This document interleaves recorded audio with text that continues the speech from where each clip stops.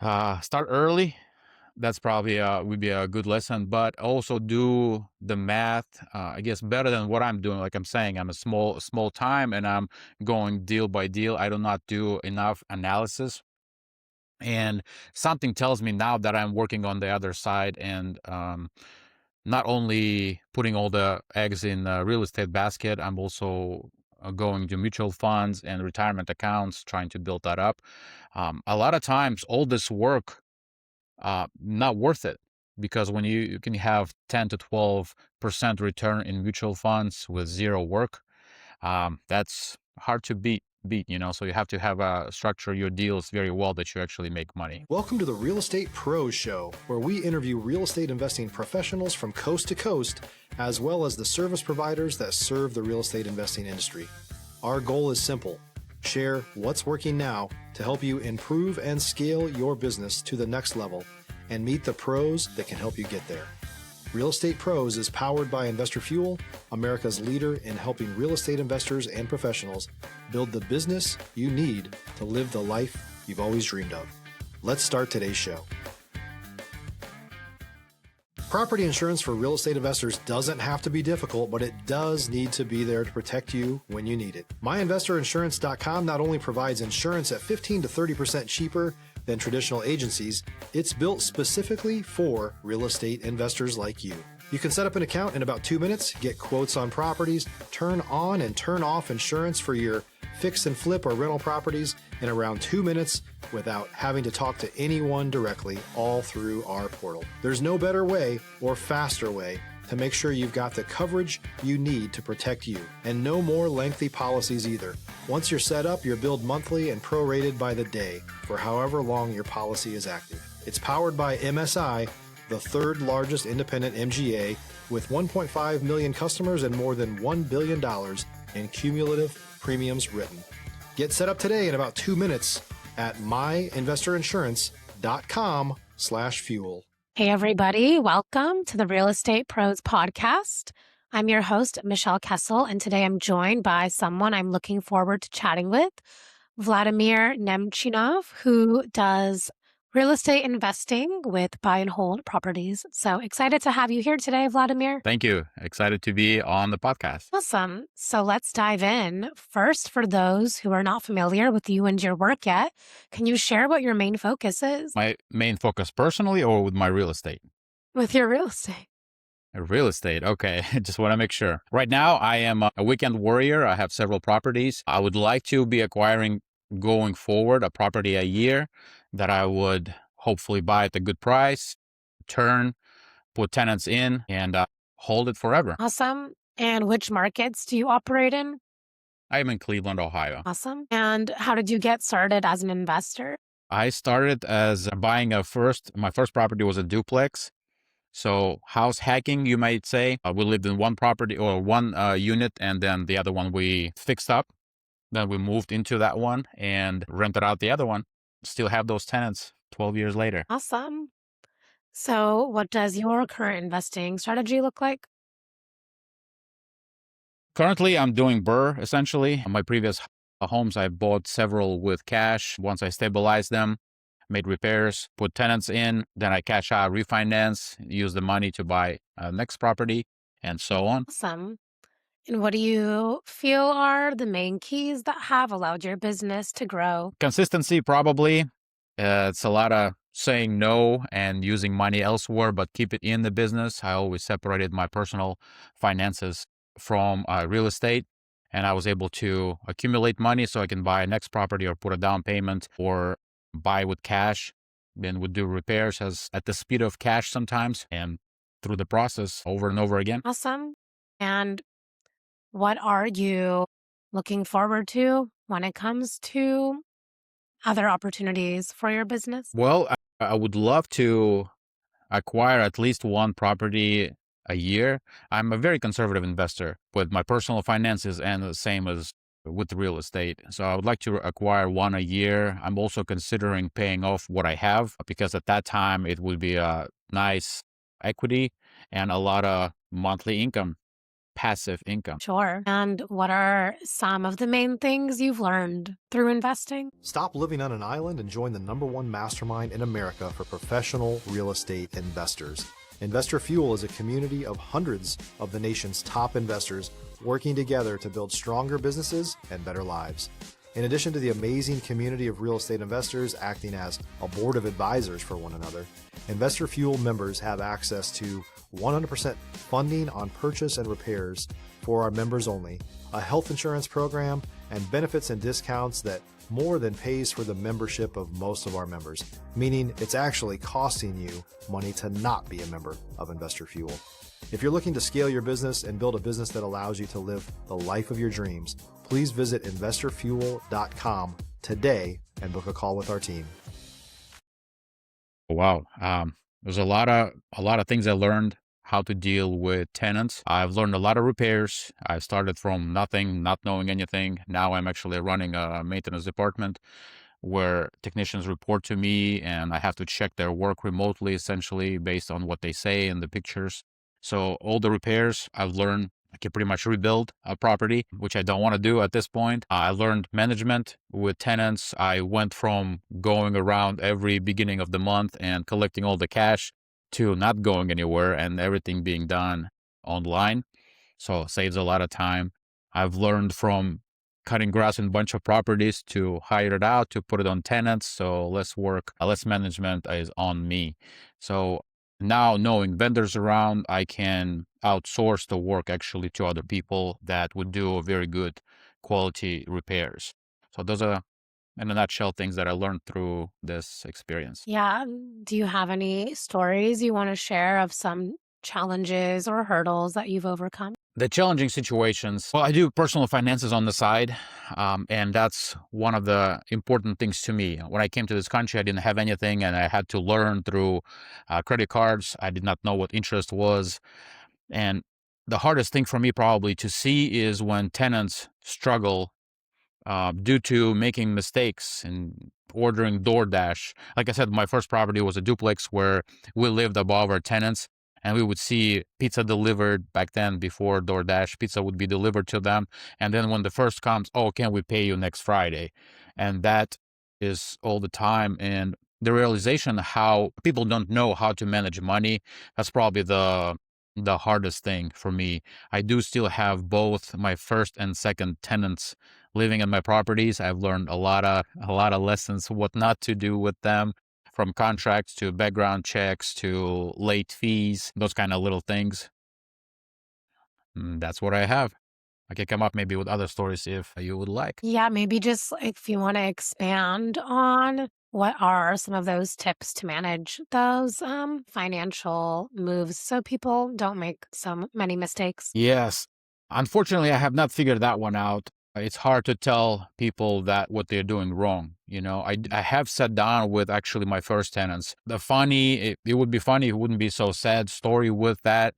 When I would have to look at their payment and they would say, oh, I cannot pay it on the 1st. I can do next Friday, which would be, let's say, 7-10 days later. And I would be like, okay, but you got paid 2 other times previous month. And they would be like, no, I didn't. I was like, yes, you did. Because I knew they were getting paid every 2 weeks. And I literally had to look, okay, you're getting paid 7 days from now. That means 14 days before that day you got paid, and then 14 days before that. And no matter how you slice and dice it, it would be 2 payments at least every month. And 2 times a year, you'll have extra payment as well. If you can manage your money and just live off of 2 payments, you have 1 bonus, is what I call it, twice a year. And I had to literally walk them through their calendar and show them that you in fact have got paid twice previous year, and now you don't have anything to show for it. So that's pretty painful, but also, how do you not know that? Strange. Right. And do you know, like, what would some solutions be for that? Is it just like more awareness, tracking? What would you suggest? If you're looking for consistent, high-quality leads, look no further than Investor Machine. Investor Machine isn't just another agency. It's the most sophisticated, data-driven lead generation company on the planet for real estate investors, and serves the role of being not just a lead generator for your business, but a marketing partner that is helping you achieve your goals along the way. Go to investormachine.com to learn more and schedule a call with our team today.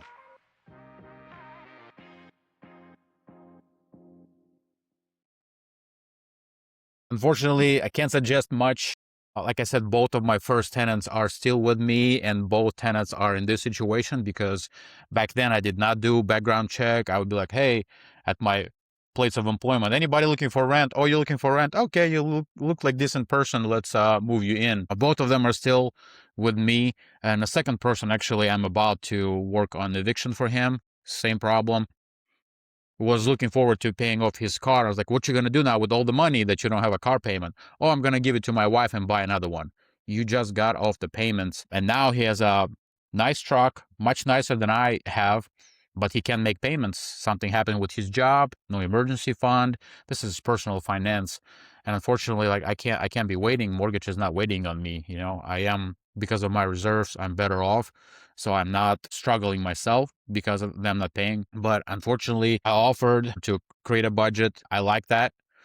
Let's do this. We can set up all your payments. We can look at all your payments. We can cut down whatever you don't need, what you want, like pizza deliveries. Like we have a whole bunch of subscriptions anymore. You can forego that for actually being able to pay for the place you live at, you know? Not rocket science. However, it is hard. We deserve things. We want to have what we want, and we don't think about the rent. Yeah, I can understand that. Awesome. Thanks for sharing that story. So, what are you most focusing on solving or scaling to next for your business? Currently, I'm actually refinancing the property that I bought last year to get some capital. And then from there, I'll see what I want to do.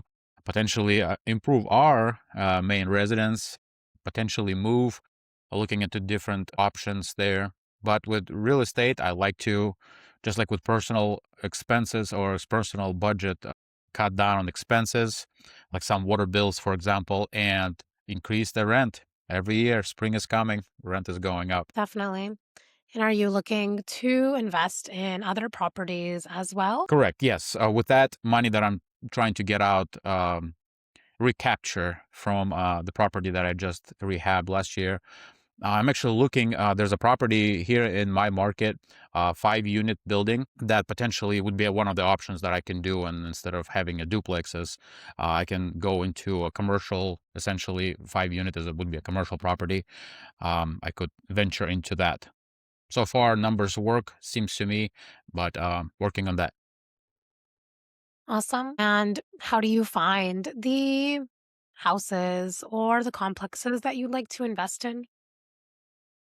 Not that sophisticated yet. I have bought through MLS and I have bought through wholesalers. I've been looking into the sheriff sales and such, but it's a heavy capital up front. And my niche, if you will, smaller properties, 2 bedrooms that I can buy at a low price, but then rent is not much lower than a 3-bedroom, for example. If you're a new or newer real estate investor looking to launch or grow your real estate investing business, please check out Investor Fuel Club.